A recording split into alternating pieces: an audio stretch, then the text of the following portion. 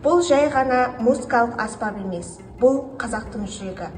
Бұл рух, бұл тарих, бұл домбыра. Екі шектің үнімен бүтін бір халықтың тағдыры шертіледі. Мен Әмеди Қасиетов атындағы номері 11-ші жалпы орта білім беретін мектебінің 9-шы сынып білім алушысы Жолшыбекова Инабат. Менің отаныма, менің бастамам шығармашылық жобалар байқауының Қазақстанның 7 кереметіні номинациясы бойынша жобаның тақырыбы «Ұлы дала символы. Домбыра. Қазақстанның 7 кереметінің рухани коды».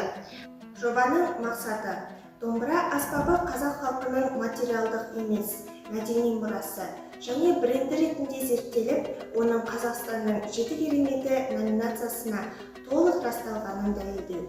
Сондай-ақ заманауи технологиялар, QR-код арқылы мектеп оқушыларының ұлттық өнерге деген қызығушылығын арттыру және оны насихаттау. Жобаның өзектілігі домбыра қазақ халқының тарихы мен рухани болмысын сақтаған киелі мұра. Домбыраны Қазақстанның 7 кереметінің рухани коды ретінде таныту, ұлттық сананы жаңғыртуда маңызды.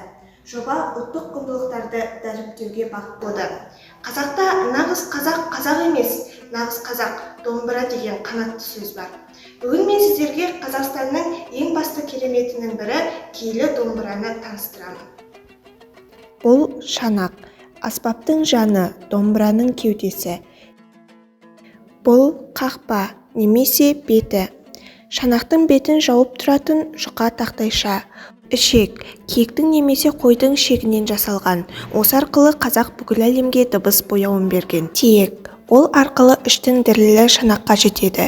Домбыраның алтын көпірі десе де болады. Мойны мен пернелері домбыраның үлкен бөлігі. Мойнында орналасқан әрбір перне белгілі бір нүктенің шекарасы. Құлақ, аспаптың үнін баптайтын ішектерді созып босататын бөлшек.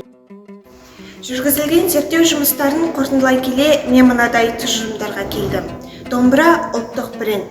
Домбыраның тарихы оның ЮНЕСКО деңгейінде мойындалуы.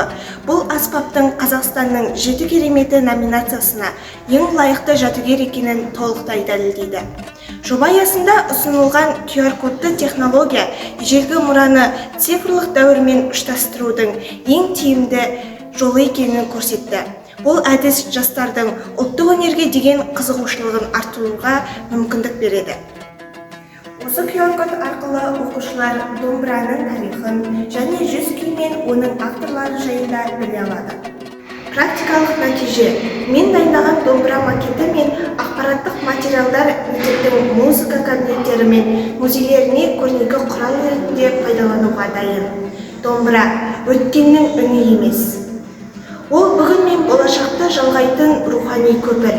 Сондықтан домбыра Қазақстанның 7 кереметінің рухани өзегі. Отаныма деген менің бастамам ұлттық құндылықты ұлықтаудан басталады. Назарларыңызға рахмет.